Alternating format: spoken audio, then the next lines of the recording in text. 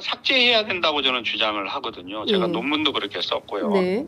그래서 만약에 이 250조 1항을 삭제하는 개정안을 국회에서 통과시키면 예.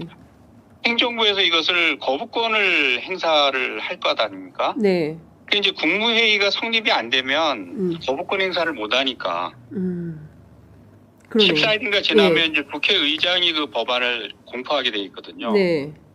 그래서 그 법이 개정이 돼버리고 250조 1항이 삭제되면 사실 이 재판은 그냥 면소 판결로 종결이 돼버립니다. 네. 처벌 조항이 없어지기 때문에. 예.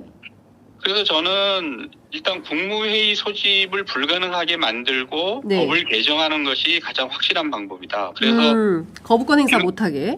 예, 거부권 행사를 못하게요. 예. 그래서 지금 14명이기 때문에 네.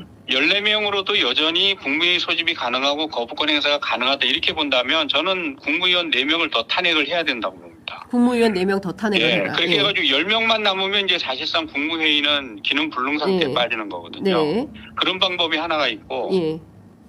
또 하나는 판사를 탄핵하는 겁니다. 판사 탄핵. 예. 예, 지금 고등법원 파기환송심이 이제 고등재판부인데 네. 거기에서 법에 정해진 일련의 절차들이 있지 않습니까? 서류도 송달을 해야 되고 피고인이 참석도 해야 되고 네. 그다음에 이유서 제출할 기간도 줘야 되고 뭐 이렇게 해야 되는데 이거를 무시를 하고 막 내달린다. 네.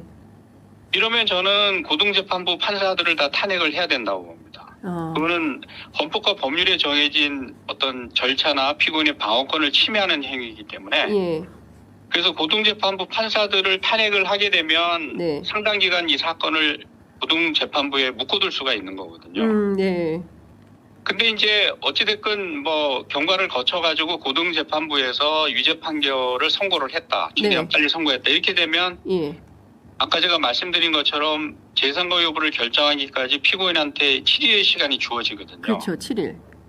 그 기간에 저는 조희대 대법원장과 나머지 그 유죄 판결에 찬성 의견을 던졌던 10명. 9명의 네, 대법관들을 9명. 전부 다 탄핵을 시켜야 된다고 봅니다. 예. 그러니까 대법관들을 탄핵을 시키면 대법원이 더 이상 재판할 수 없는 기능 불능 상태에 빠지기 때문에 네. 그 유죄 판결을 확정을 못 시키거든요. 그렇게 되면 저는 대선을 넘길 수가 있고 대선을 통해서 이제 이재명 대표가 만약에 대통령이 된다면 네. 그 이후에는 다시 저는 공소법 개정을 해가지고 250조 1항을 삭제를 해야 된다. 예. 이렇게 해버리면 예.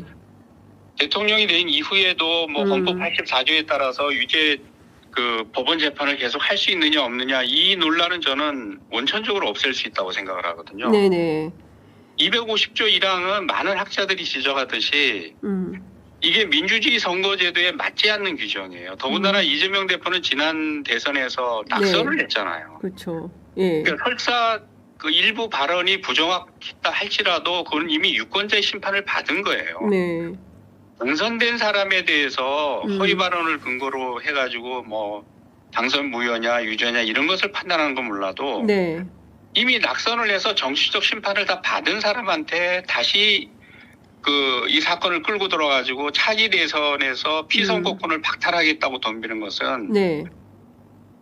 저는 이건 명확하게 잘못된 어떤 공무단인권이라든가 국민 주권을 침해하는 위헌법률 조항이라고 저는 생각을 네. 하거든요. 그래서 저는 민주당과 새 정부가 이 조항은 빨리 삭제를 하는 것이 맞다. 맞다. 예. 예. 이게 지금 상황에서는 결국 나라의 운명과 나라의 주인을 뭐 주인이라고 하면 이상하지만 하여튼 나라의 공복, 국민들을 위해서 봉사하는 공복을 국민이 뽑는 게 아니고 판검사들이 결국 뽑는 지금 상황이 돼버리는 거예요. 이게 명백하게 국민 주권주의에 반하는 지금 조항이고 제도입니다. 지금 네. 시스템이.